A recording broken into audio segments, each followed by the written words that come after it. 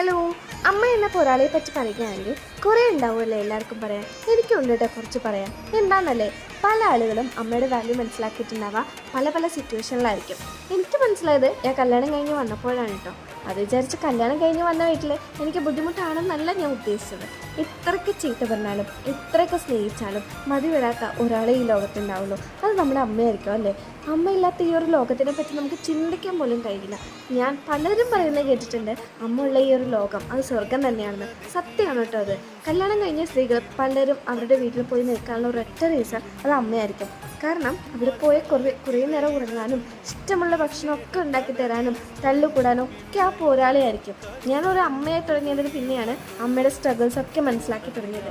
എൻ്റെ അമ്മയ്ക്ക് വീട്ടിലെ ജോലി മാത്രമല്ലായിരുന്നു കേട്ടോ, അമ്മയ്ക്കൊരു ജോബ് കൂടിയില്ല. വീട്ടിലെ എല്ലാ പണിയും കഴിഞ്ഞിട്ടാണ് എൻ്റെ അമ്മ ജോലിക്ക് പോവുക. സത്യം പറയാലോ, എനിക്ക് എൻ്റെ അമ്മ ജോലിക്ക് പോകുന്നതേ ഇഷ്ടമല്ലായിരുന്നു. കാരണം അമ്മ രാവിലെ പോയാൽ പിന്നെ വൈകിട്ടായിരിക്കും വരിക.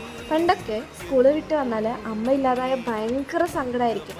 അതായത് പണ്ടൊക്കെ സ്കൂളിൽ വിട്ട് വരുമ്പോൾ അമ്മ എന്തെങ്കിലുമൊക്കെ പലഹാരം ഉണ്ടാക്കി വെക്കുമായിരുന്നു. സ്കൂളിൽ ഇരിക്കുമ്പോൾ തന്നെ ഇരിക്കപ്പുറതി ഉണ്ടാവില്ല. അപ്പോൾ എല്ലാവരും അമ്മയുടെ വാല്യൂ മനസ്സിലാക്കി കൂടെ നിൽക്കുക.